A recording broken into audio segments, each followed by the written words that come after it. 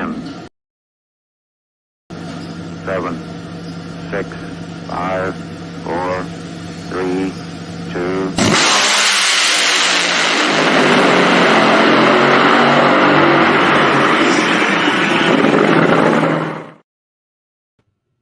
It's live. It's on Competition Plus, and it's the Power Hour. Folks, Monday Morning Racer here for another installment of the Competition Plus Power Hour. What a great episode we're going to have with all that has happened here recently in the world of drag racing. Hey, you know it. I'm not the only one yakking it up about drag racing. My co-host, Slammin' Sam, he's right here with me all the way from South Dakota. North Sam. Dakota. North Dakota. No, Get it right. No, North Dakota. North Dakota. Yeah, South Dakota's better. Hey, man, there's no more countdown. Like, this sucks. First thing I'm used to bringing you is a countdown every week, and no more countdown, man. Like, racing happened. I mean, Gators done. Pomona postponed. What in the world are we going to do for a couple of weeks? Right, man. Yeah, Pomona postponed, and hopefully it stays postponed. It doesn't become a postponed to canceled. I hope that's the case. I know, look, that is home territory for the NHRA. I know they have got to be working hard to try to get that in. I know they've got to be doing that, and I hope it does get in for the Southern California crowd. I know folks like Darren Williams Jr., American Hot Rod Entertainment. Give that guy a look on YouTube. He is a huge John Force fan and attends everything at Pomona NHRA, and he has not been able to get his Nitro in a while. Hey, speaking about those guys, I got to give Darren a shout out, and I kind of got to give him some crap because they did a post review of the first week of NHRA, and I really, really appreciate that. Like you and I talked about it. It is what we need. We need more shows, more things going on talking racing. And speaking of talking racing and going on, if you guys ever want to listen to any of our episodes back, well, you can go to all the major platforms and get the podcast. We have it on all the podcast forums. So go over, and that is Power Hour. It's a Competition Plus Power Hour. So Lee, I think there's quite a bit to dive into. Where do you want to start this week? Like, where do we even start yakking it up? Man, Gators were great, but the Gators, mind you, started with testing. And I'm not talking about Palm Beach. We talked about that last week. There were 2 days of testing at Gainesville, and I can give it from my perspective with Doug Foley. I'm doing the social media for Doug Foley. Wanted to try to do a jam-up job. I was there for testing. They were working out new parts, pieces, and even personnel.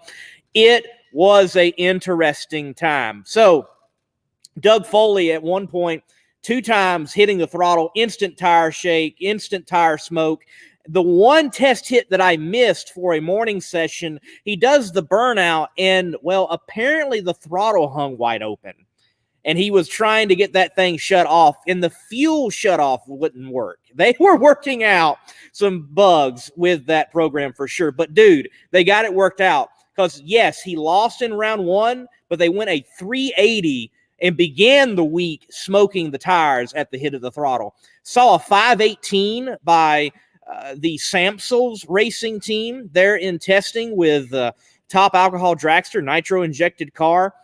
So testing, that's where it began, and you roll on into the situation of the Gatornationals and qualifying. Wow, stories there galore.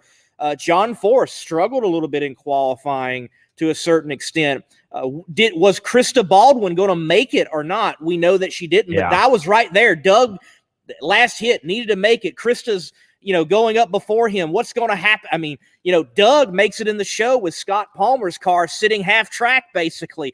There was a lot going on just in qualifying. Wait. No, pull yourself back on this one. I know you see the hat. I talked to this person, Lyle Barnett. I told you guys, I am a radio racing freak. I love it. How about my boy, Lyle Barnett, and you can catch that interview on Outlaw Performance ENT. That will be dropping this week, but putting the champ in the trailer. How about that? I mean, The champ does not qualify. The champ was not at the door slammers. I mean, hey, woo! hey, Stevie Fast might be fast, but he wasn't quick enough. Shots fired.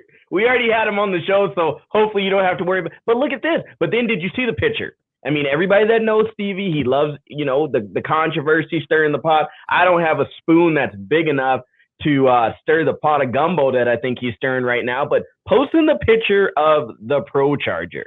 And that's the big thing that everybody's talking about. I was actually just watching Justin Bond on the Caruso's live feed, and they were talking about it. Everyone wants to talk about this whole thing of, the Pro Charger, you got to add weight, you got to do this, you got to do that. Like, come on. Just like Justin said, there is a lot of testing that's going on over there. So people that are going to hate and say we need to do this or that, I'd love to hear you guys' comments because we're going to yak it up about this for a while. But I mean, the Gators showed some things. And then again, you want to talk about Pro Stock. I mean, we talked about Pro Mod, but let's talk about Pro Stock. Erica, 2 times in a row now, losing on a whole shot. Like, if you are not on your game in 2021, I think there's just a lot going on. I'm just saying, there's a lot of people that are hungry this year after what happened in 2020 that had to sit out and that had a lot of time to fix things and improve things. There's a lot going on, and people are hungry right now, Lee. They are hungry. Right. Competition has come back out, and it has come swinging. I really feel like those that were the haves went through 2020, and with as challenging as that year was, they relied on what they had. But those who did not have worked over things during 2020, and they've come out swinging in 2021. I mean, the Quadra boys, where has this performance come from? Not anything knocking on fire engines, it's the boots, baby. It's the boots. It's the boots, baby. They doing the boot scoot boogie for sure out there down Broadway, as Bob Fry would say. But yeah, I mean, you have them represent the team in the finals of the World Door Slammer Nationals. They win it, obviously. And Fernando Holeshot takes out Erica round 1. If you are going to win over Erica, you got to do it early. And I believe the stat was that she didn't lose a single round 1 last year at all. And here she is, Gatornationals, first race of the year, out. And that's huge. And frankly, I think that's good for the class.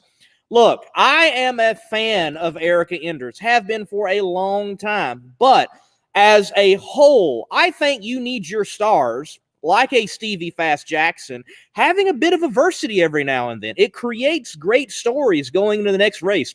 Will Stevie Fast Jackson make it into this event? Will he be on the top half of the board? What will he do to come back to defend his championship? So, but you talk about the whole shot right there, right? And you talk about losing in the first round or losing whenever. But you have to look at it, and I'm going to steal some stuff that Lyle said, because he lost on a whole shot himself too. And he said that's the biggest thing that eats you up. When your team does everything perfect and you make a small mistake as a driver, or if the crew chief, everyone else does something perfect, but the crew chief is maybe a little bit off on the tune-up. So, going forward, I think with the relationships that we have with these drivers and with these crew members, I think we're going to build, a lot more insight where we can call these people and talk to them and get that, raw emotion. And Lyle said it the best. That is the worst feeling, is knowing that everyone did everything right and you as a driver made that mistake. Now, granted, it's early in the season. The first race. Everyone wants to qualify. Everything may be brand new or people may be switching stuff up and all this. But the time, the test, and, the patience it's gonna show themselves with everyone. And see, even Johnny Placino saying it right now, perfect. I'd rather go red than lose on a whole shot. Lyle said it. There's 4 people that have ever beat him on a whole shot, and he will remember that for the rest of his life as of right now. I mean, I just don't know. Stakes are high. there's a lot going on, and hey, we may have some new stars and new classes, and I'm okay with that. I am certainly okay with that. I love new people coming in and hearing those new people do well and the fresh stories around those new people. With the door cars, though, you really think, or at least I think, that some of these bugs would have been worked out because of the World Door Slammer Nationals. I'm not saying that the World Door Slammer Nationals is a test. I'm not saying that. It's not a test. It's not a test. It's not. But it's good to get that data.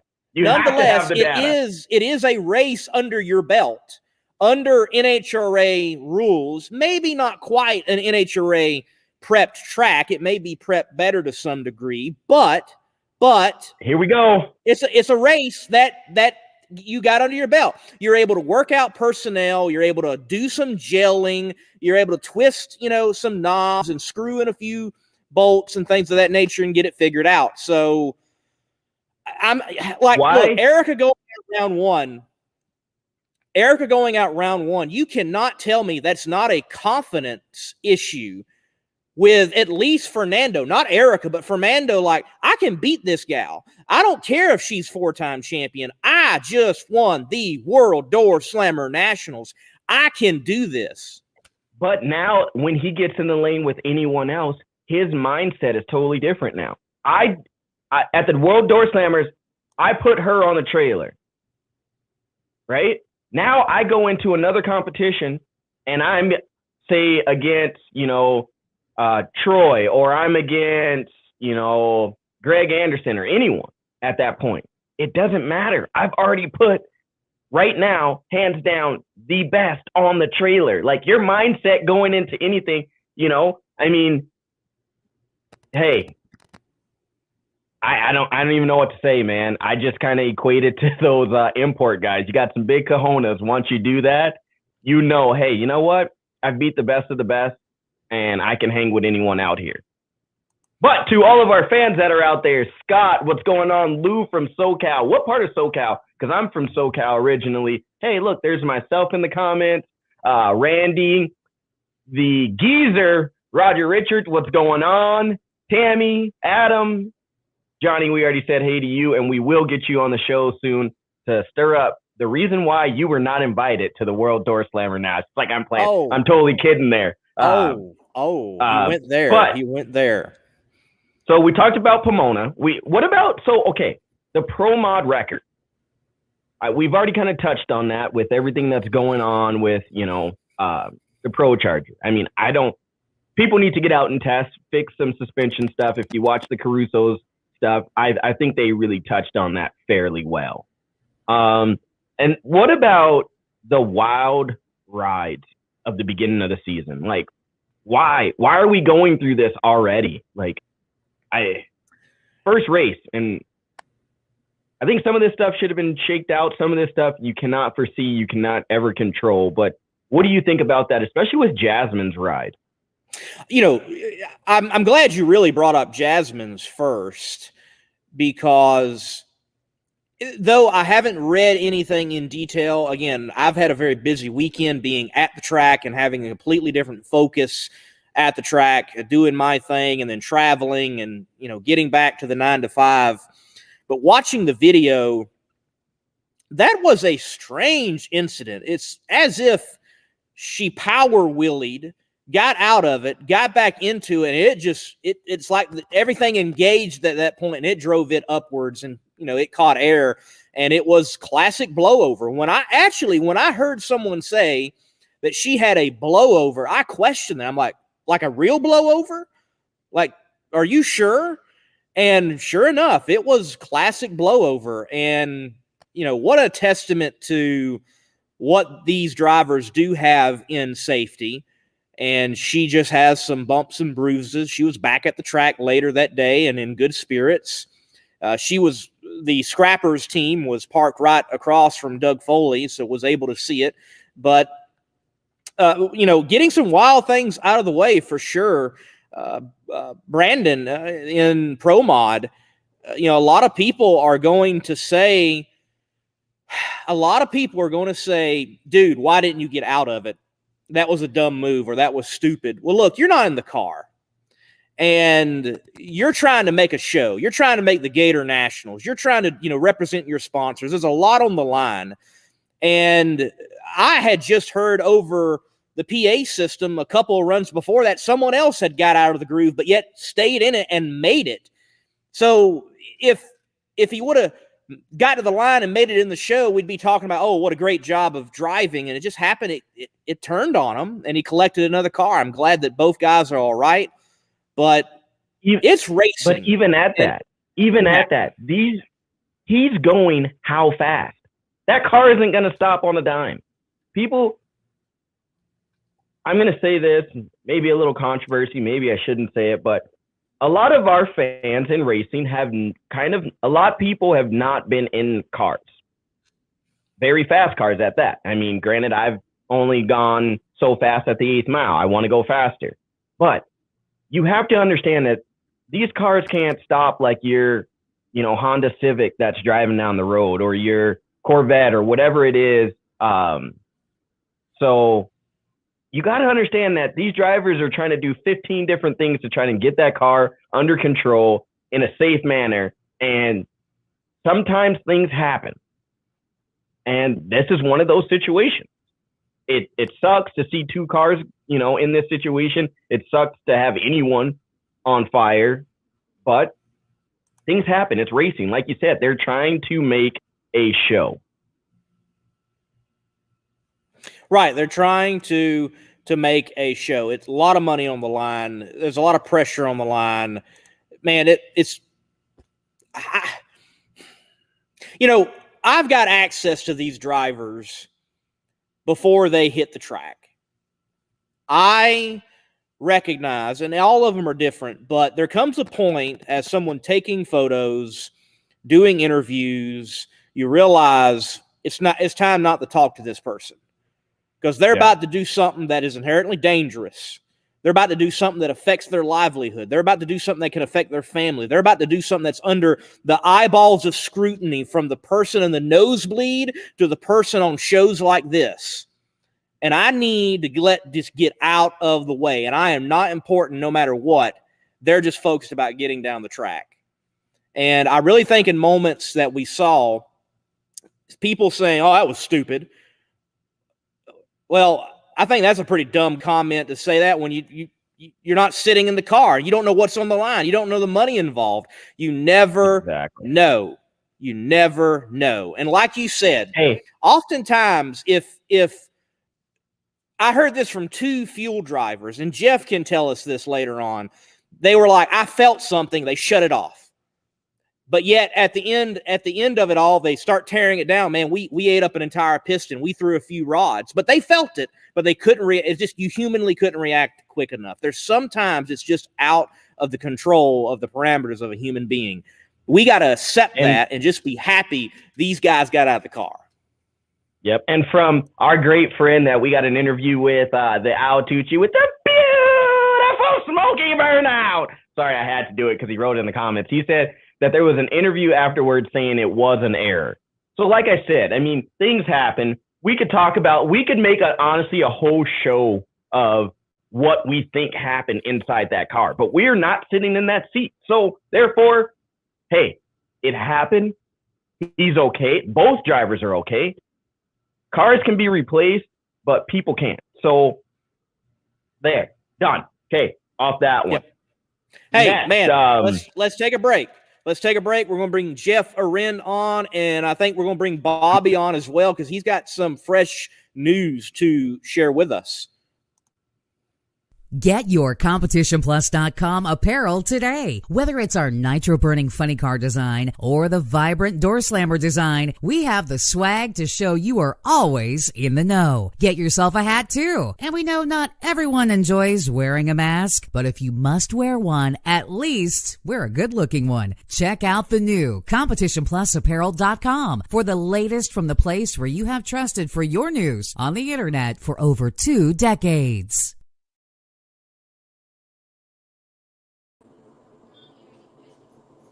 Oh, Mr. Fancy.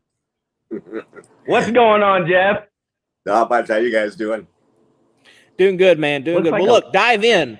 Dive in. You were there at the Gators. What good, juicy information do you got for us that we don't know, man? I don't know how much you don't know, but I worked for Jim Dunn all weekend long, so we're actually working, so not really out there and about getting many stories. But obviously, it was a bunch of good stuff. You were talking about a couple of accidents that happened there. And Brandon, I don't know if you read the story, but he was the first one to say that he overdrove the car. And while you do have mechanical things that cause a car to crash, I don't think I've ever seen a Pro Mod car crash from the middle of the groove. Those cars obviously are really, really hard to drive. And when you get out of the groove, it seems that you don't have very good percentage of getting back in there under throttle, under full throttle. So, and you guys were talking about, some stuff with drivers. You don't want to talk to them before. As a driver myself, when you're sitting in the pit before you go up there, or maybe even in the staging lanes, you're not really thinking about the run all that much. You think about it when the car basically starts, or you're doing a little pre-check list before the car starts, and you're more focused there. I talked to Mike Salinas after, and he said Jasmine let you choose number one qualifier. So like you say, a lot of people go, well, why would she pedal it? But I think she wanted to learn how to pedal a car, and obviously it didn't work out really, really good. And I think that most drivers, they go through one run in their career where something happens, and either it's really bad or they almost crashed, and that usually will change their perception of how important is it that I qualify at this race. There's always going to be another race, especially if you're a paid driver. There's always another race you go to. I mean, you just don't want to get into too much trouble, and some drivers realize that sooner than others. But most drivers have that career run where they go, all right, I'm not going to do that again. And thank God that everybody was okay that was involved in the accidents. A big testament to how safe the NHRA rules are for these cars. And they'll go on to race more races, and I'm sure they'll go on to win more races. Right. I truly think, Jeff, we come to racing, ultimately I do, because, well, there's a human element. And whether that's success or error, it makes racing that much interesting. I'm not really interested in robots handling racing for us and having perfect runs every time. So, yeah. And while that's true, I mean, and we talk about it now and then, especially the guys that have been driving for a long time, the things like the wheel counters that shut the car off, or if the burst panel blows, the car gets shut off. There's a lot of stuff. I mean, if you're driving a Nitro Funny car or a Top Fuel car and you don't know where the finish line is, and you need someone to like pull the chutes for you and hit the fuel shut off for you, I don't know how really cool that is. I mean, I know it's part of the sport now, and definitely a safety element to it there, just in case a driver hit a wall and got knocked out or something. But the NHRA transponder itself will take care of that. But as the racing's gone on, that there's some stuff that made it better, but there's definitely some things that took the element of skill out of driving the car. I mean, if all you got to do is floor, and it sounds easy, but if you all got to do is floor it on the starting line, and you can just keep your foot on the floor and you get to the finish line and it shuts off by itself and the chutes come out and you don't really do anything, that's not really, in my opinion, making you a better driver. Now, do the majority of the drivers know how to do that themselves? For sure. Is it a kind of a good thing safety-wise, especially at the shorter tracks, that all happens automatically? Because sometimes if you have a cylinder out, or you're over by the wall, you got the wheel turned, it's a little harder to get the chutes on time, and maybe if you have to pedal it, you kind of disorientates you a little bit on your distance. But, I'm all for the safety stuff, but I think there's definitely a few things extra there that probably shouldn't be there if you're a professional driver. Like a throttle stop? Well, no, so throttle stops, that's a big misconception there. No. You can do a burnout in an alcohol car, no throttle stop, no problem. You can pretty well do it in a nostalgia funny car, no problem. To do a burnout in a Nitro Funny car, it just, the way the fuel system is set up, it's pretty well impossible to do one. It's just you're squeezing on the throttle, and the idle checks, which kind of is how hard the throttle is to push open, they're so high that once you push on it hard enough, all of a sudden it cracks, and if it goes like a quarter inch, you're going to be at like 10,000. So the throttle stop is not something that's nobody can drive a car with no throttle stop. I mean, Tony Pedregon, I think, tried it a little bit with more of a late model car, but you can always tell when Tony was doing a burnout because the thing was like, shooting up to in RPM, up, down, up, down, up, down. And that's not really what you want for consistency. So things like a throttle stop, I don't count as a driver aid in a modern day, late model funny car, top fuel car, because it's pretty well impossible to do a burnout without one of those things. But there are a lot of things there that probably could be a little bit easier. I mean, some of the things like that wheel counter would be like driving a stock car that had some kind of a sensor, like, adaptive cruise control, where it would just set you up 3 feet behind the guy in front of you and you wouldn't have to do anything. So I'm not going to say that's kind of, the G word, but it is.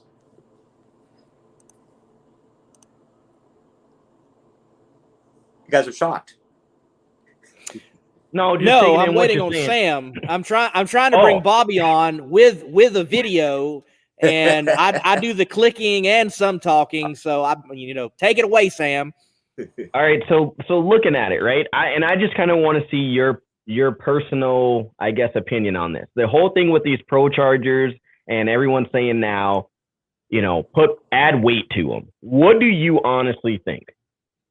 So, and I follow Pro Mod a bit, obviously, but whenever you have a class that has multiple set of rules, like a nitrous car against a blower car, against a turbo car, against like now a Pro Charge car, there are going to be certain conditions, whether it be the track's good, bad, whatever, or the atmospheric conditions are there, that are going to favor one car. There's or one setup. I mean, it may be a little bit earlier to start crying about it now. The air was pretty good in Florida as far as, density, altitude, and things like that. It's just one of those things, kind of like, like a fuel against a supercharged car. I think you have to go to a few races, see what's going on, and maybe do some adapting there for weight or whatever. But I think after one race, it might be a little bit early for that.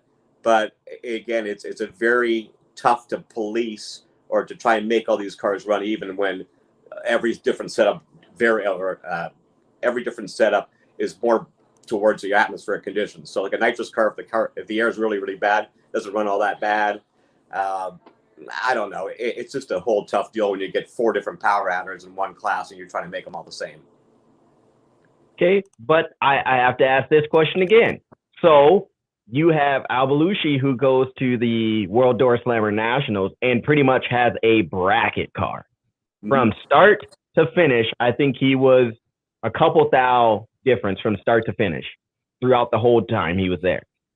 But that car was shipped overseas, and he probably had how many test passes on it? So is it maybe some of the off-season testing, and now this team is steps ahead? I mean, I don't know. If you have a car that's that dialed in already, you can't say, oh, they have an unfair advantage. I don't believe that at all. I totally agree with you. I think it's too early to be saying, hey, guys, come on, like, help us out a little bit here. Right. But I don't know. That's just me. No, I totally agree with you. It's a little bit early to be saying that. You have to go to a few races, a few different conditions, a few different track conditions. I was talking to the guys over on JR Todd's team. They made 28 test runs before the Gainesville race. So that doesn't guarantee you're going to win, obviously, but that's more than any other car I heard of. And thank God they can do that. But again, preseason testing is going to make your combination better. It's just not, hey, you show up the race and won the race and you don't know what they did before then. So I'm with you. Give the Pro Charger cars a few more races and see how things work out. And if you got to make some kind of adjustment to them, then do it. All right. So let me bring Bobby in. Yeah, let me bring Bobby in, and then I'm going to try to show a video on share a video, because they're usually uploaded, and then we share them from being uploaded. So, yes, he's wearing his Tampa Bay Buccaneers hat. How wonderful. But more important topics right now. Let's see if I can share this video. Hold on. Let me say one thing real quick. How can the three of you miss the most obvious in the Pro Mod thing? How can 3 so intelligent guys miss the big picture here with Pro Mod? You want to fix Pro Mod? Put the clutch back in it. Okay? You have turned them into brackets. It's an option. The guy says, well, we need to put the driver into it. Well, you should have thought about that when you let the rabbit out of the hole and let automatic transmissions in there. Bobby comes on guns blazing. Look, I freaking drive a clutch car. But the reason I wanted to come on is that, as some of you may know or may not know, Jay Turner is one of the most iconic names in Top Fuel Harley racing. And he put out this video today. And this leads me to wonder just how much longer we will see the Top Fuel Harleys here. If you watch this video, you'll be like me and your jaw will drop. But Jay Turner's not been one that I've written on Jay Turner. I've known him over the years, decades, and he's a shoot straight kind of fella. So whenever you can play it, go ahead. Here we go. Let's give it a shot.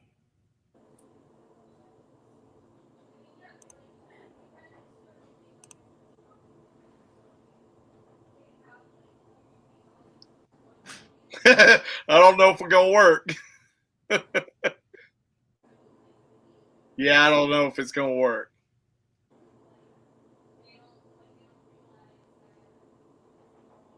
Yeah, I don't think it's going to play on here, Sam. Yep. I'd have to agree with both of you.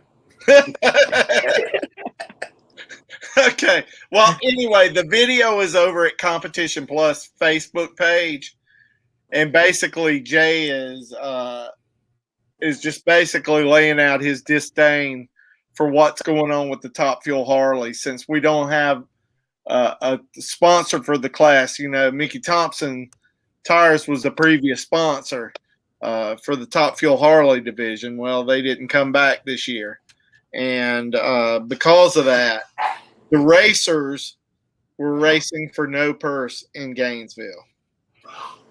And I don't know in any world that really works out for the investment into this. And you really can't blame him for – he's there to support his customers, but personally he was not racing. So if you wonder why he was not racing, that's why.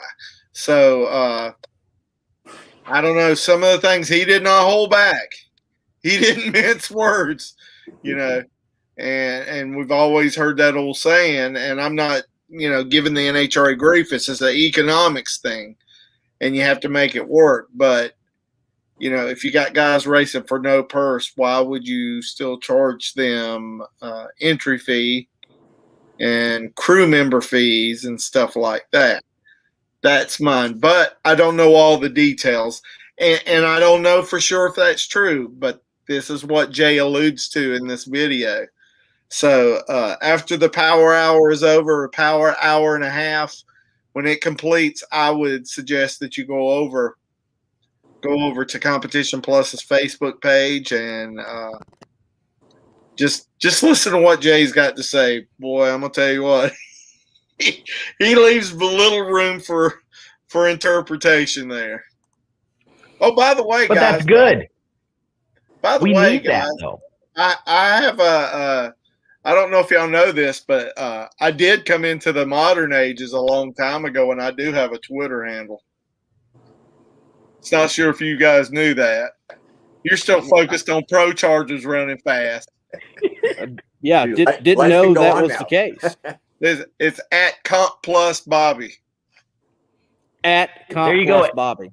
Yeah, but then you'll see me doing bragging on my granddaughter, who was the first part of a triple play last night. How about that? Hey, congratulations. It doesn't happen often. I looked at it and I said, whoa, and then come back the net. She's a pitcher, and the batter hit a line drive back at her. She turned around, shot it to the shortstop, who took the bag and threw it back to first base, caught both runners off base. Then came back next inning and struck out 3 batters. But I know this is not a softball show, but anyway.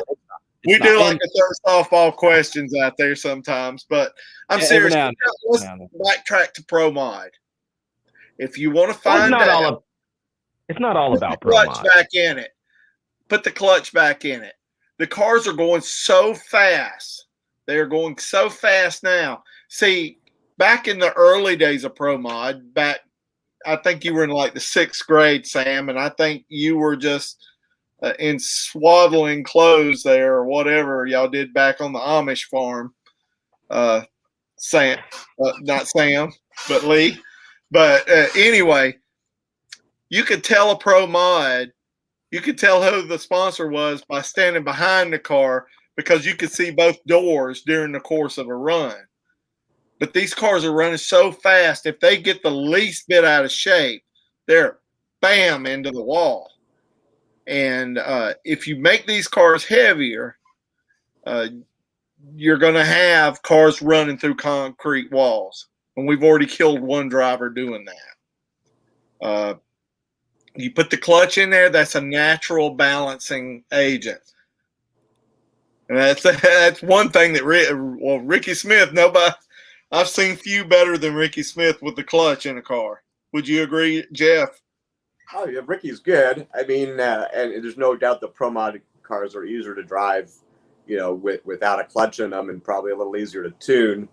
But I mean, you only use the clutch leaving the starting line. So I think the real secret and all that stuff is the guy who's setting your clutch up in the crew chief. Driving a car, whether you let go of a button or dump a clutch, I don't know if it's all that much harder. I remember back in the days you're talking about, worked for a guy named Al Billis back then, and the cars would carry the front end, all the way through low gear and sometimes in the second gear, which definitely made them harder to drive. But the technology has definitely come a long time since the mid-'90s when people were doing that. I mean, I think Pro Mod's an exciting class to watch. There's a lot of different cars there, a lot of different bodies, different power plants. There's no doubt they're tough cars to drive. I don't know. My opinion is I don't know if you can see a clutch in there or not. They would take a little bit more skill, I guess, but more skill on the crew chief part, I think, than the driver itself. Well, I said a few years ago when they let the Pro Chargers and Turbochargers in that it would eventually do away with the superchargers, the conventional superchargers in the nitrous cars. You're probably seeing the last days of those. As the Pro Chargers and the turbos come in, you're probably going to see that. But, it's just like this. Scotty Cannon, one of my buddies, and, of course, now a 3-time Hall of Famer. IHRA just announced today that he was being inducted into the IHRA Hall of Fame. If I would have told Scotty Cannon back in 1998 that Pro Mods would be running automatics, he would have looked at me and says, "You got to be crazy as hell." That's what it was looked at. That's how it was viewed in the early days. But it's a new world. But also the cars that he was running was almost a second, quicker, and maybe 40 miles per hour faster. So as a time, and I understand why they needed to do it, because it was really hard to run a clutch through the turbocharged cars, and I can imagine how hard it is with the centrifugal superchargers. But if you want to even things out, make them run a clutch. Put a clutch in there. Well, speaking of that, Jeff, will you have one in your car coming up here in a couple of weeks? Have what? A clutch. Of course. Yeah. Everything I drive's got a clutch in it. Jeff, how are you feeling? What's that? You gonna run Pro Mod, Jeff? No. Yeah, that thing will make your butthole suck a hickey in the seat. I'd give it a try. It's just such a different driving style. I mean, if you look at pretty well a Pro Mod or Top Fuel car or any door car or any dragster, the driving style is pretty similar as far as you have to be pretty gentle on the wheel. Funny cars, you have to turn the wheel halfway around. Sometimes they don't turn. So I think a funny car is the only car that you can do that in and not crash. So it's always a pretty big adjustment when you see people go from a Top Fuel or a funny car style ride into a Pro Mod. I mean, obviously we know like Melanie, Leah, I mean, a bunch of them all crashed Pro Mod cars right away because it's something you're not used to. They don't have a lot of downforce. And like I said, I've never seen one really crash from the middle of the groove before. So if you get out of the groove, you're probably best to lift off the throttle in one of them where, like, in a funny car, you can drive it wherever you want. They're like a go-kart. You're probably not going to flip one over. Yeah, it's not a matter of if, it's a matter of when. Yeah.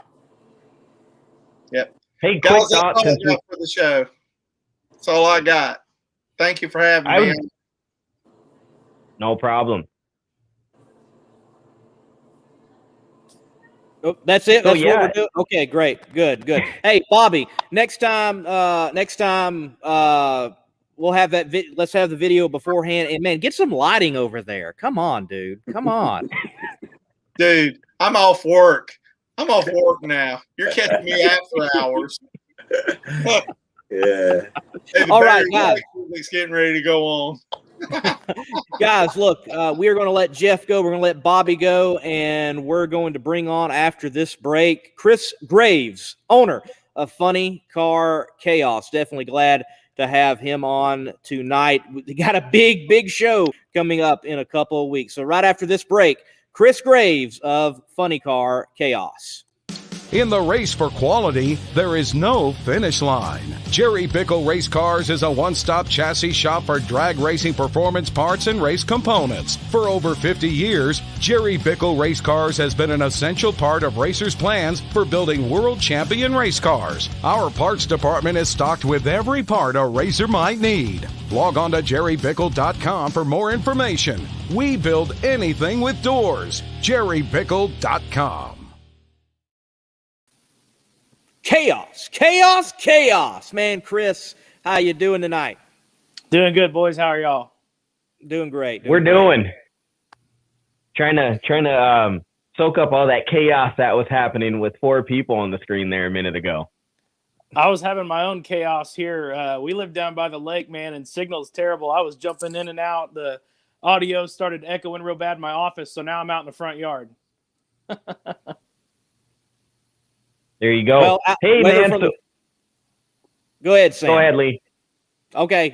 Look, I just going to say, whether it's from the front yard or the office, we're glad to have you excited over what Funny Car Chaos has got going on, what you've got going on this year, period. I know, some people, like my co-host, were saying things like, the World Door Slammer Nationals is going to be the biggest race of the year.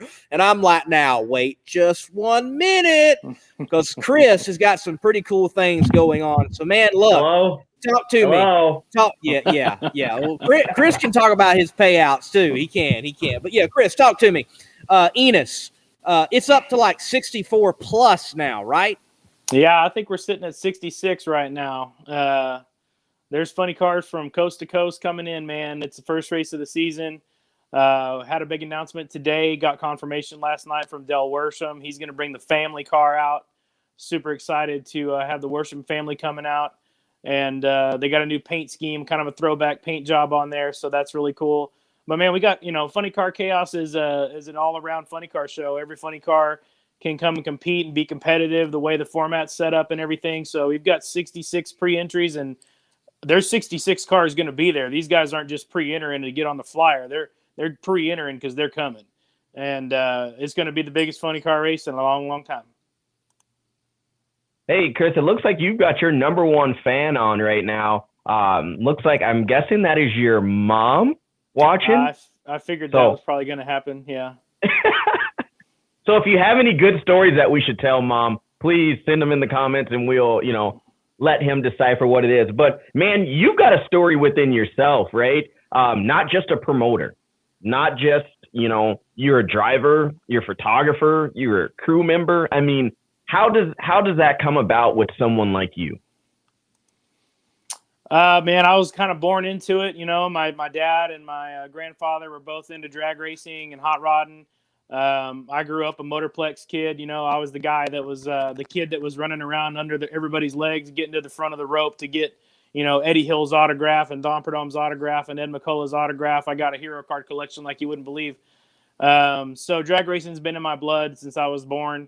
Had the blessings to do a lot of things in the sport. Was a crew guy for Mitch King for a lot of years. Went to Tony Pedregon's for a little while. Spent a couple of years with Del Creasy Jr. So that was a lot of fun. But at that point, I realized I'm too lazy to be a crew guy. So spent 15 years doing photography, traveling all over the country, going to 60 races a year, doing event photos and stuff. And the Max Cackle Photos got very credible in the photography industry there for a long time. And we're full-time Funny Car Chaos now. Me and my wife Tara, she's a driver as well. We both have blown front engine dragsters. She's been a multi-time champion in that car. She's also driven several funny cars, John Hale's car and Keith Jackson's car. So yeah, we try to drive when we can. Funny Car Chaos is taking a full steam requirement here as far as time commitment goes, and so we don't get to drive as much, but we just love drag racing, man, and we're just trying to spread the good drag racing around the country. So we understand from Mr. Bobby Bennett that you've got some connections to the Competition Plus brand in some photography work and things of that nature. So in moments like this, we always love to have and give the platform of the Power Hour to express some dirt on Mr. Bobby Bennett. You got any good Bobby stories? Would love to know. Shake it up. I wish I did, man. I mean, the first thing that pops into my mind is we used to go to the March meet every year, and we'd be working for Bobby, selling on site. Well, working for Bobby doing the Competition Plus coverage, but also I'd be selling event photos on site. And so I bring this, real heavy, loud photo printer into this temporary building that the Bowsers were gracious enough to let us borrow.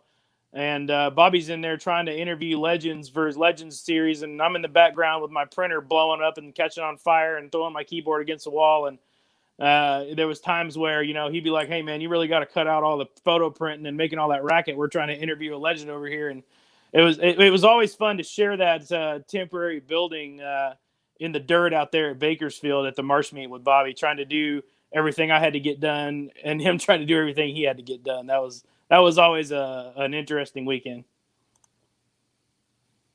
So you said right now you're full-time doing this promoter with Funny Car Chaos. And when you look back at when you first started this idea, when it was just an idea, maybe written down, as Wes Buck would say, as notes on a cocktail napkin, like how does that feel looking back and saying, wow, like a vision turned into, or dream turned into a vision on paper and happening, and now it's my full-time gig? Yeah, it's been a wild ride, and we knew we had something going on when we had 27, I think, cars, or 25 for the first race. And at that time, it was just going to be a one-time thing, maybe an annual race, certainly not a series. But 2018 was spent kind of testing the market, trying to prove the concept, see if this thing actually has got legs. We've been taking baby steps, and we still are. I've got long-term plans for Funny Car Chaos, no doubt. But to see it all, over the past 3 years take the level that it's gotten to at this point is just awesome. And there's no way we could do it without the support of these awesome racers, man. I mean, these are real deal, true blood drag racers. They work for a living and they race for fun. And, they spend their extra time and their extra dollars to go funny car racing with Funny Car Chaos. And that's what we created this platform for. And these racers can build their cars how they want to build them. They don't have to worry about a rule book or who said what or how much anything weighs or who's got more power or whatever. The format works. They can build the cars how they want. And, it's grassroots funny car drag racing the way it used to be. And we always say we're trying to put the fun back in funny car. And it, without the support of the racers and the sponsors, we wouldn't be here for sure. So, we work really hard all day long, every day, but there's a whole lot of other people that get our back and are committed to supporting the series. And that's what's making it float for sure. All right, Wes Buck with the World Door Slammer Nationals has stated that he would love to see that event become an event where some of the biggest names in other classes rent rides and come out and participate in Door Slammer racing, whether that's Pro Stock or Pro Mod. Well, this event and others, I don't want to discredit anything, but this event, especially in particular, Dale Worsham coming out with the family car, Terry Haddock's coming out with his big show car. I mean, do you hope that maybe not necessarily Funny Car Chaos as an entire series, but the one or two big funny car events every year, such as at the Texas Motorplex, that the biggest names in Nitro funny car racing come down and participate in that A-class field?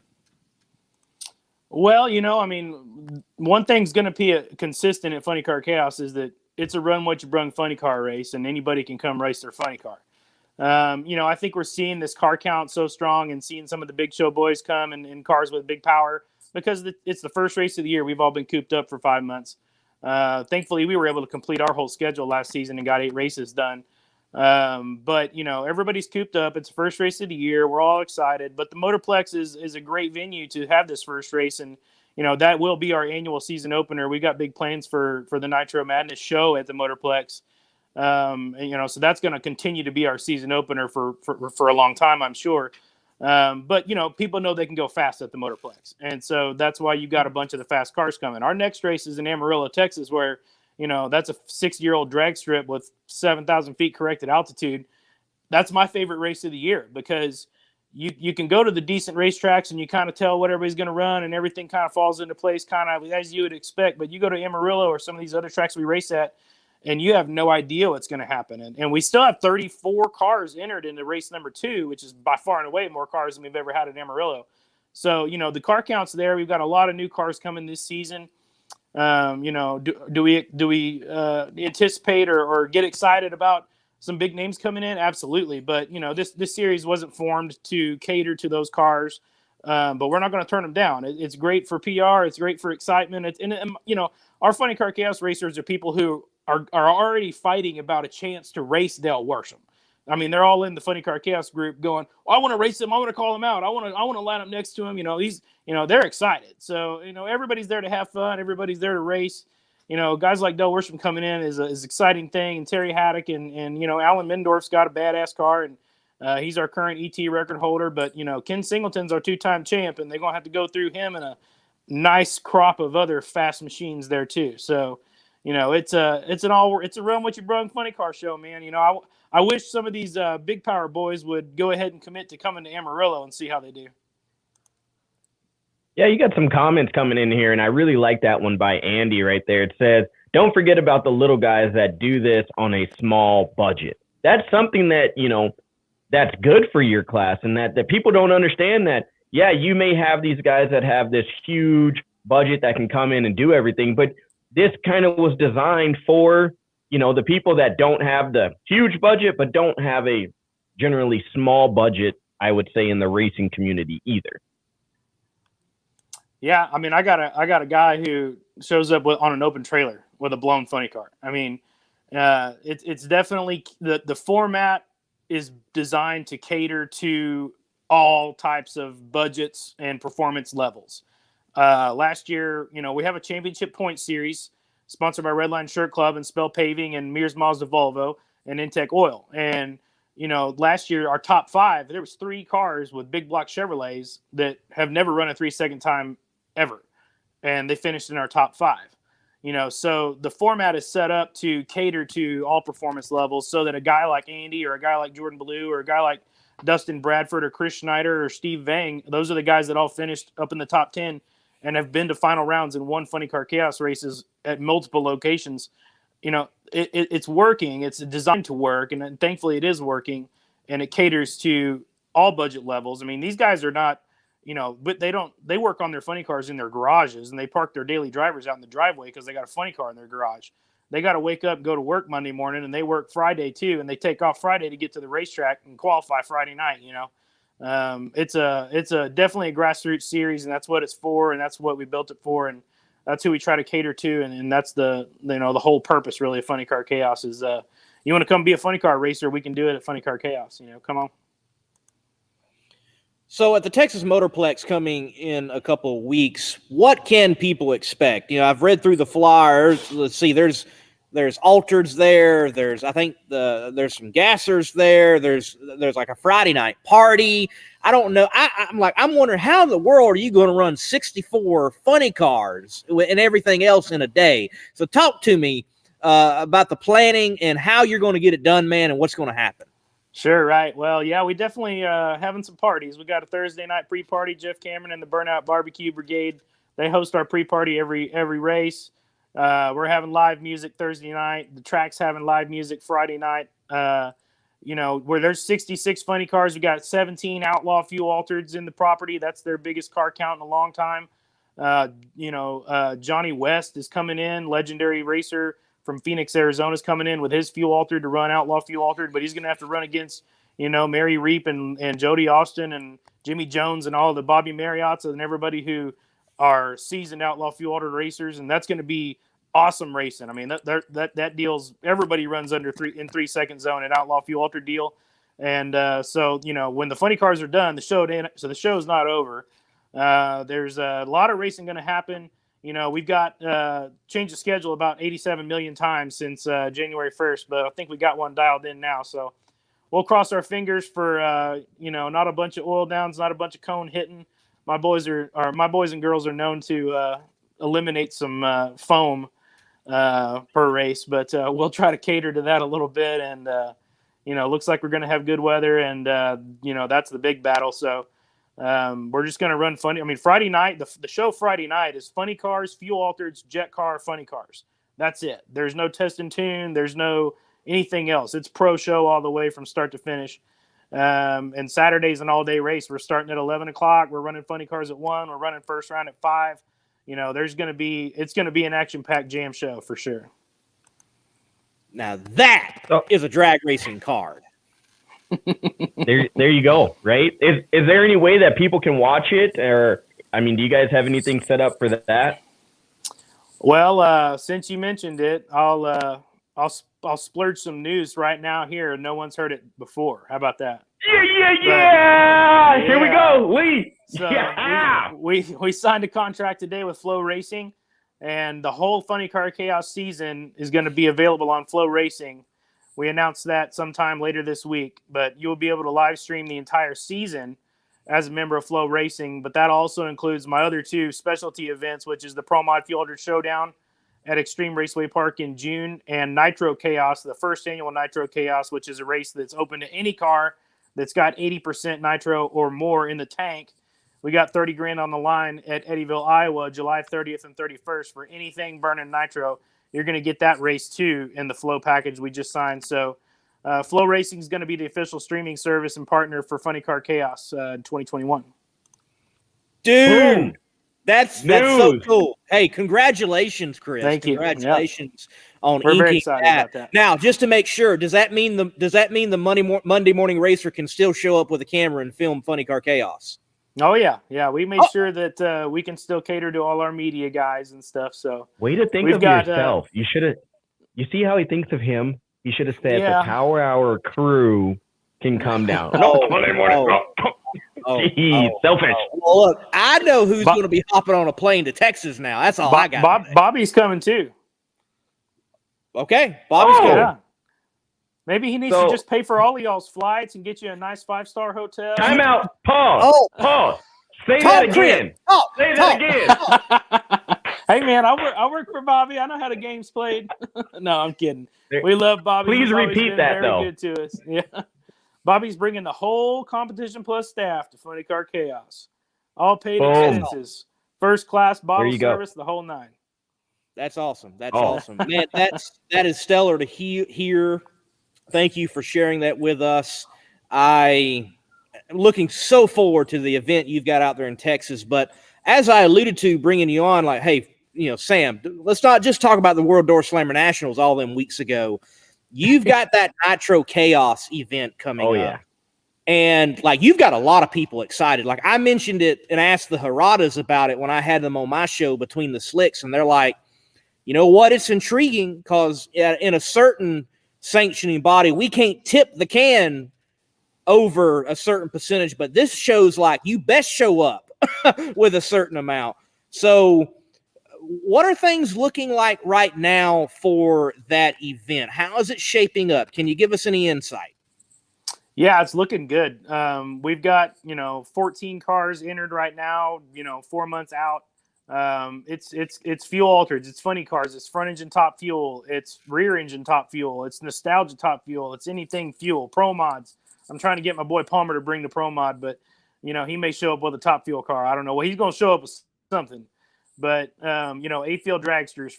It's everything, anything with nitro. So there are a lot of cars also in progress right now that are planning on coming. John Lawson's getting his cars back together after that shop fire.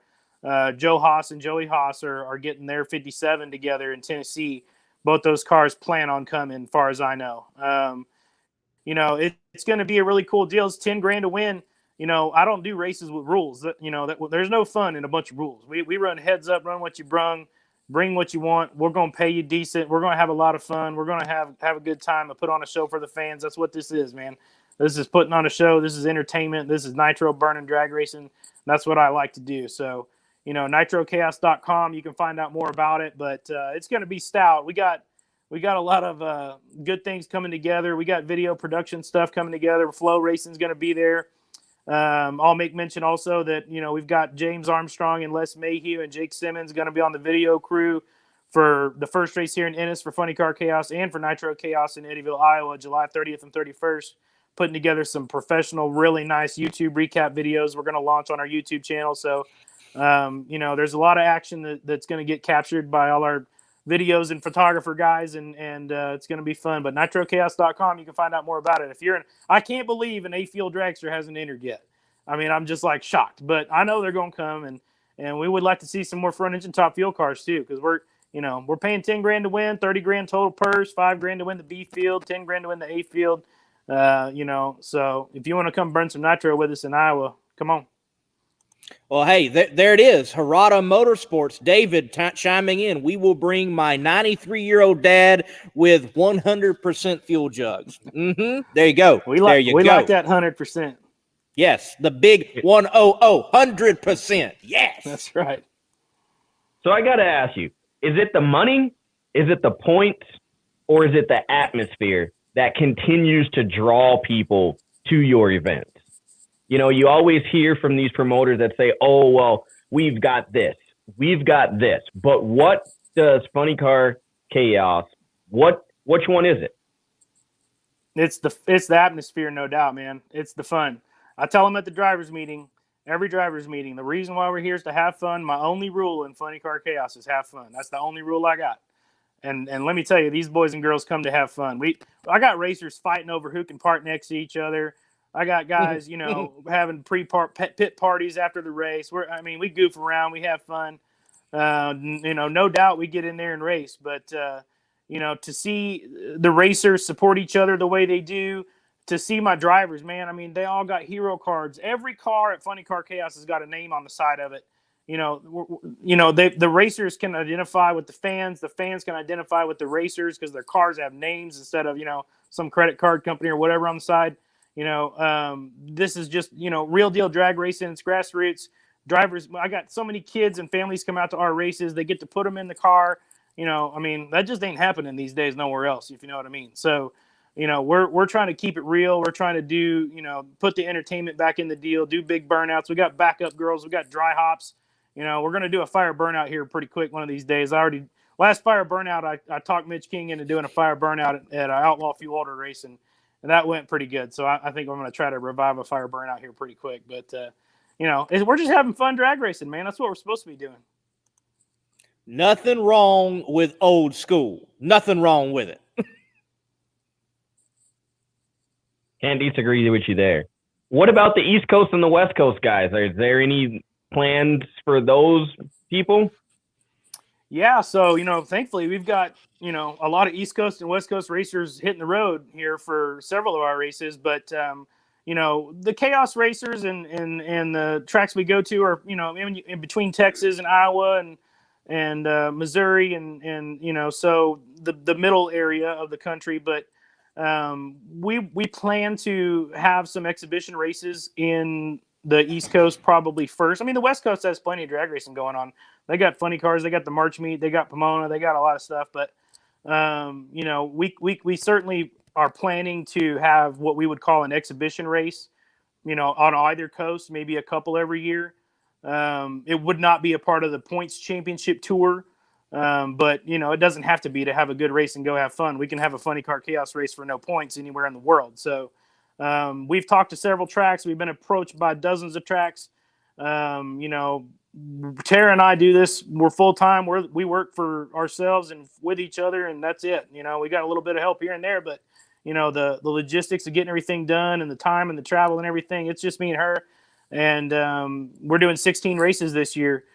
So we kind of want to drive our cars every now and then too. So we can only do so much with what we got, and we're doing a lot. And, so adding races makes everything that much more difficult. My calendar's stuffed to the gills, man. So that's the biggest challenge, really, is finding time and somewhere in the schedule to put an exhibition race. But we have seen great support from the East Coast and the West Coast on car count, and these guys are hitting the road. I mean, Bill Naves and, these guys that are traveling from so far down the East Coast, and, Steve Tomozik from Detroit. And, these guys are coming to multiple races, and they're driving a long way, but it's because they're having fun. Well, man, look, there it is. Brutus is in for a fire burnout. So you got it right there.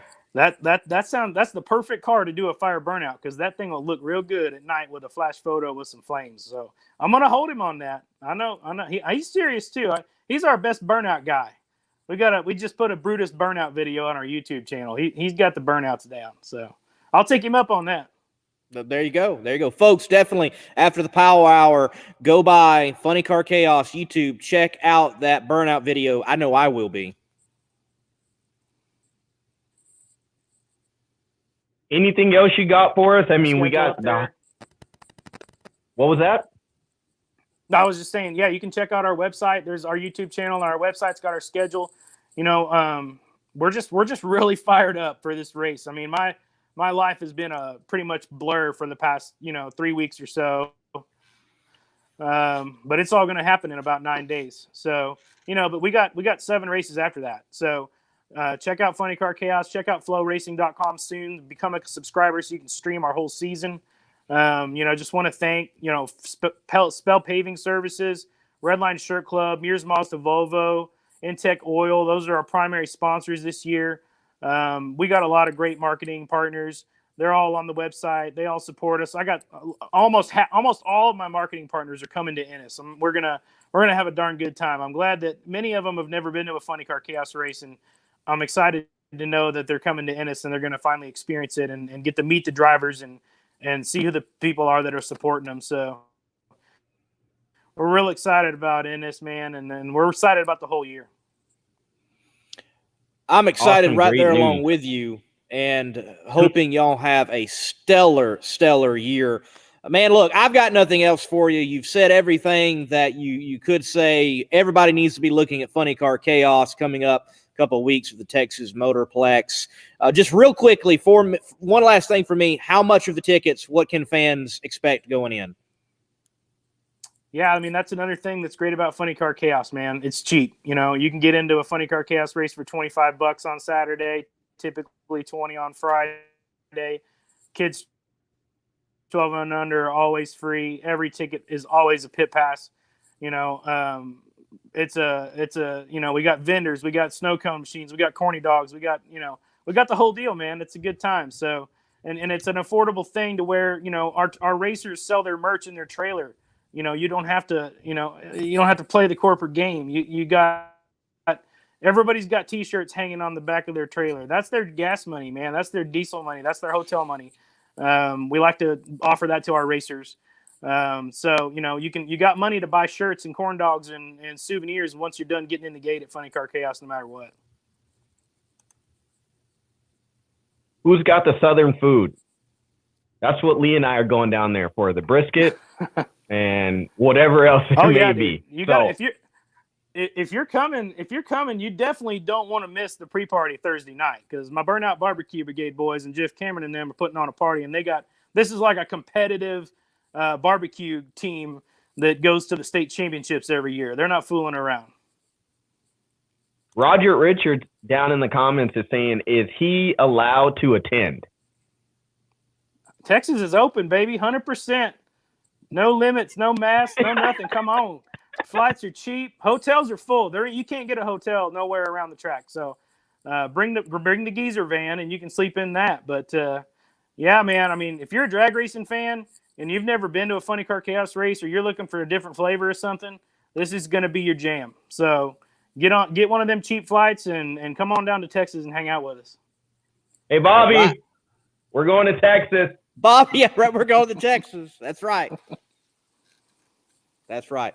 Well, Chris, man, look, thank you for your time. Looking forward to that event. I'm definitely looking forward to Nitro Chaos. thank you for being on the Competition Plus Power Hour. Yeah, man. Really appreciate y'all having us and supporting Funny Car Chaos, man. Really appreciate it. Thank you, sir. Thank you, sir. Thank you. Good night. See you guys. Man, there it is. We're going to Texas. Going to Texas, baby. Go Texas. Texas. Longhorns. Hook 'em. Going back home. Heck yes. Look, people got it. They're talking about it in the comments. Fred's, he's got the brisket. Just be there. I love it. Love it.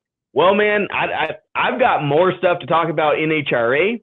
If you want to dive back into that, look, we got a little bit more time. Bobby came on, got some breaking news before we go off. Let's wrap it up because there's things in eliminations we didn't get to talk about. Let's talk about my boy. What do you want to Let's talk about my boy Justin Ashley taking out the returning John Force Racing member Brittany Force on a whole shot. As Royce would say, not today. Not today. Get out of here. Hey, man, you're talking about that. Okay, now I want to talk about a little motorcycle since, we know you like your bikes. What about Matt Smith saying what he said in the offseason? We talked about that. And then coming to the starting line and saying, hey, dude, 200. What you got on that? Coming again, 200 or 199. What you got on that? I mean, he pretty much backed up everything he said this offseason when we talked about that. Say, hey, you know what? I'm going to say how I feel. And when I see you at the starting line, that is mine. Right. If you want to say, oh, Matt Smith is a whiner, if you want to say, oh, Matt Smith needs to, stop chiming in and stop complaining, whatever, he backed up what he said.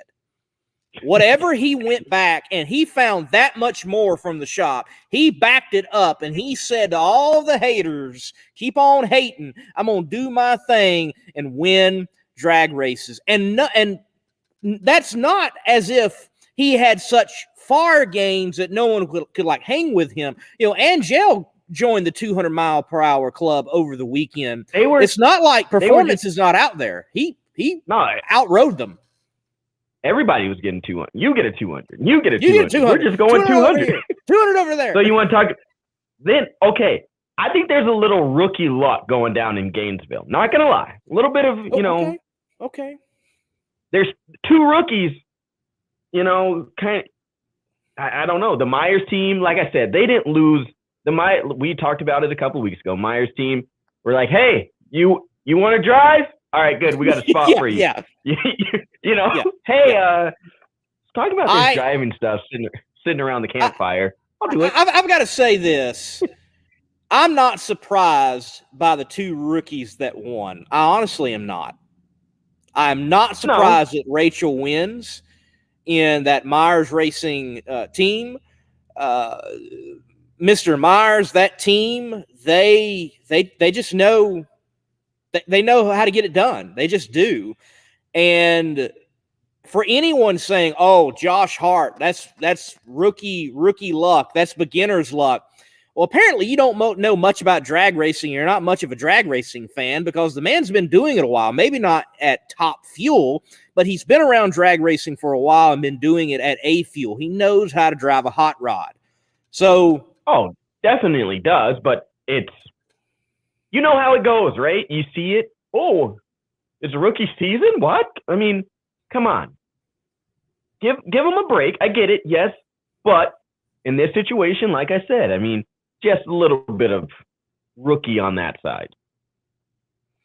No, fine. I will say this. I do wish that Justin Ashley did not have the air issue that caused him to just stage it and not go anywhere in the semifinals. That would have been a great semifinal matchup of like, okay, here's the potential matchup for the future in NHRA Top Fuel drag racing between Justin Ashley and Josh Hart. And we definitely are starting to see in NHRA drag racing the people that we're going to be mentioning for years to come. I mean, Greg Anderson is 60, and he wins on his birthday. 60th win. 60th win. 60. No. Well over. It's the 95th win, if I remember correctly. Yeah. But he turned 60. 660. He went 660 on his 60th birthday, wins it. And good for him. Too many sixes. Right. Way too many sixes for me. Hey, look, great for him having a new sponsor on board. You know, the World Door Slammer National, the car was naked other than the wrap. And I was like, did Summit just not want to give money for this? I didn't see where he didn't have Summit on board. And hey, he wins with a new sponsor. You're beating me to the punches. I had that. Where is Summit on the side of Greg Anderson's car? Like, that's the staple. When you think of pro stock, you think racing, you see Greg Anderson, Summit, right? What are we missing? Will that story be told? Is there a story? Are we overreacting? What's going on? You know, come to think of it, Sam, I don't recall seeing a Summit presence that much at all at the Gatornationals. You had Jegs represented. I remember some banners. I remember, obviously, Troy, but I don't remember quite the marketing stance with Summit at the Gators that I can remember in the past. It makes you wonder. It really does. It's frightening for, like I said, for our sport. Don, in the comments there, Josh will be the rookie of the year. That's a bold statement. That's early. It's early. It's a bold statement. I think that's a good horse to get on and ride. But remember, rookie of the year in NHRA drag racing is not just one class. It's over all the pro classes, and it involves more than just wins. How are they with the media? How are they in bringing marketing partners? It's more than just performance on the track. So it's a bit early to see, though I will say there was an individual who called the 2020 Rookie of the Year last year. I wonder who that was. Some Amish dude that wears these hideous Oakley glasses. But I like him. Let me tell you something. He's my friend. Everybody out there, I see Alex Laughlin, I see Kyle Koretsky, I see other pro drivers. They're out there. They're starting to wear my shades. Wears them. I need trademark checks. Patrick Mahomes wears them. I mean, we're talking about football there. I'm just saying, hey, I got a pair. I got a pair. I got a pair when I was in Orlando. I just won't pull them out. I started to trend. We're not done about the Gatornationals, though, man. Look, Don Schumacher Racing streak snapped. The final round was a John Force racing car and a Coletta car, and a Coletta car stops the John Force Racing return, stops the Don Schumacher Racing streak. J.R. Todd wins in funny car, picking up his first Gatornationals win. I'm a fan, if I can ever. That piston right there, that sign, I think we talked about this a couple weeks ago. That's signed by him. Oh, yeah. Yeah, I am a fan. He's one of the – this is going to sound horrible, Lee, but I'm just going to say it. He's kind of overlooked in a lot of situations. And I think that's like my wild card all the time. Like when you're looking at the lineups and everything like that, and you're looking at the ladders, that he's my underdog, that I'm rooting for, because a lot of people, I think, overlook him, and it shows. I mean, you look at this weekend, and if you would have said, yeah, he's going to win it, a lot of people would have said, nah, don't think so, right? So that he's my wild card. So I'm going to ride that coattail for a while, but I think over the course of this year, he will become someone that a lot of people are scared of. But talking about this, how about my man AB, Antron Brown, looking to become a team owner? Big news. I didn't get a chance to get the full article in and read everything about that, but him stepping up and wanting to become, take his knowledge and his craft to a whole new level. I think that's something that you and I have talked about, and we've talked about on this show, is how do we try and get racers and everyone else to advance the sport? And I think this is a good example of someone that's currently holding a seat that is doing it. Right. And I think you're starting to see the plans come together. There were plans even last year, but COVID postponed those plans. I definitely think in 2022, you will see those plans come to fruition. Don't be shocked under that banner if there is more than one car. I also know of another team talking about another car, not to run the full season, but if someone wants to rent the ride and go and be competitive, it can be snagged and taken to the track. I think that's a model you're going to see in the future going forward. And let me say this. For all the talk about the return of John Force Racing and big-time, full-time teams, remember, they come back with not 4 cars, but 3, 2 funny cars and a dragster. And you look at the field of funny car and you look at the field of Top Fuel, ladies and gentlemen, the NHRA needs to pay attention to part-time regional teams. Half the field in both categories. In the traveling circus of the NHRA, there are regional teams that are going to make up the field this year. The Pat Dakins, the Leverages, the Zizzos, the Kyle Wurtzels, the Doug Foleys, the Maronis, the Chris Morels, the Alex Milodanoviches. This is their time to shine, and the NHRA definitely needs to put a spotlight on them, because if they don't show up, you're having 8-car fields, basically. And we can't afford that. And I'm glad. And, I think that right there, I think we should let the ashes set on that comment right there, that statement that you just made, because there's a lot that can be said and a lot that can stir up the pot there. But it's true. We overlook these smaller teams a lot. And that's, exactly what I was alluding to a little bit ago. Some of these teams we can't do it. And with people pulling out, sponsors pulling out or sponsors not being there as much this year, we need to, as fans, you and I we're still fans of the sport, whether people think that or not.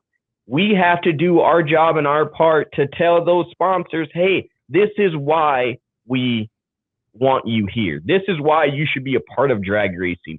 Look at the culture. Look at the community. Look at the people that are out there. I mean, you've got kids in strollers and diapers with pacifiers to guys in, walkers and everything else that want to come to the race. So let's continue to push the negative aside and preach the gospel of drag racing across the board, because at the end of the day, this is a sport that we love. And I agree with you. The only way to do that is to help push and promote these smaller race teams so they can get up and run the full season. So I totally agree with you, Lee. This is a controversy thing that I talked about on my podcast with Lyle Barnett that will be dropping here this week on Outlaw Performance ENT, Modern Racing. Shout out to them. But Lee, man, this has been another power hour and a half. We should put the little half mark on it. Power hour and a half. Yeah. But, I honestly, I like what you said there. And I think that is a great way to just let the ashes set on that. But hey, man, you can check me out. You can check out our podcast. That'll drop. Like I said, all the other episodes are up. My podcast drops here this Thursday. Lee, who do you got on your live show Between the Slicks? And then, Lee, you might as well just close us out, baby, because you are on fire. All right. Well, let me say with Between the Slicks Thursday night, I did get a verbal commit from Josh Hart. I'm trying to solidify that. I know he's probably got to do the media tour after winning the Gatornationals, but he did mention that he would come on. Sam, because of the technical matters, I'll let you close it out. It works better that way, but I do want to say just a few more things. Great to see the crowd at the Gatornationals. Great to see the crowd. The Gatornationals as a whole, 5 out of 5 stars. And I want to say this to all the fans. Look, me and Sam, we love talking to you. If you see us, we are approachable. We'd love to chat with you. That's all I got for tonight. But Lee, before you go, Lee, you got to tell these people, that sometimes I don't always wear a hat at the racetrack. Because I think people, they see you, they see the glasses. But we had some people like at the Door Slammers that were like, is that? And yes, I did shave the beard. I do ref hockey, so that's another time for it. It's coming back. It's coming back. It's coming back. It's coming back. It's coming back. Yes, but we're out there. We love to talk to you, when we're out there at the track. So feel free to walk up, and you definitely tell it's me because of the shades. And most of the time I'm wearing this Strutmasters jersey that's bright orange, and I look like someone that's, working as the Syracuse Orange men on the sidelines of their football games or their basketball games. So just look for the Syracuse Orange that says Strutmasters. That's me. Look, Sam, take it away. Hey, everybody. Thanks again for joining us here. Thanks for Chris coming on talking about Funny Car Chaos. I hope anybody that's in the Texas area, you guys join him at the racetrack. Texas is wide open.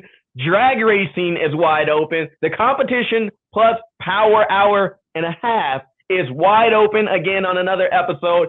If you guys want to communicate with us, please send us an email, powerhourcp@gmail.com. Until next time. Oh, Lee's back. What's up, Lee? One more.